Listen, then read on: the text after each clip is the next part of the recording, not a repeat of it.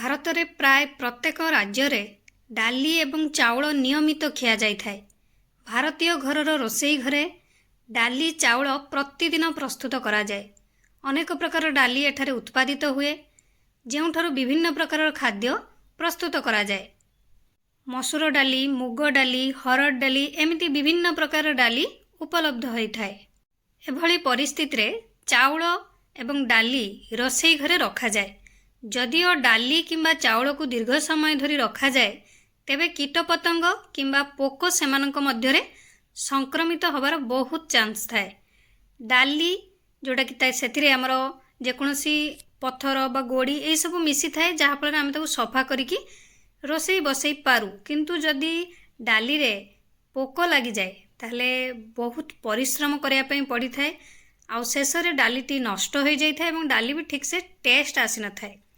तेणु चलंतु आज आम भिडियो माध्यम देखिबा आपण माने केमती डाली को पोक न हेबारु रक्षा करि परिबे। गुड आफ्टरनून, आपण मानक समस्त को मो तरफ नमस्कार। आशा करछि आपण माने समस्त भलरे थिबे, मु भी भलरे अछि। चलंतु वीडियो आरंभ करिबा। किंतु वीडियो आरंभ करिबा पूर्वरु आपण मानक भितर केहि जदि आज मो चैनल रे नुआ थांती ताले प्लीज प्रथम चैनल टिको सब्सक्राइब कर दियंतु। पाखरे थिबा बेल आइकन को क्लिक करंतु, जहाँ फल मो नुआ नुआ वीडियो नोटिफिकेशन आपण मानक पाखरे खूब शीघ्र पहुंची जिवो। आउ आपण माने मते टिके सपोर्ट करि परबे आगु जीवा पई। ताले चलंतु वीडियो आरंभ करिबा। फास्ट उपाय रे आपण माने डाली रे गोटा हळदी रखी परिबे। ता द्वारा आपणकर आउ डाली रे पोक लागिवो नाही। नहेले आपण माने लवंग नले रसुण एही सब को आपण माने डाली भितरे रखी परिबे, जहाँ द्वारा आपणक डाली रे आउ पोक लागिवो नाही। नेक्स्ट उपाय रे आपण माने डाली रु कीटपतंग बाहर करिबा पाई सोरिष तेल मध्य यूज करि परिबे।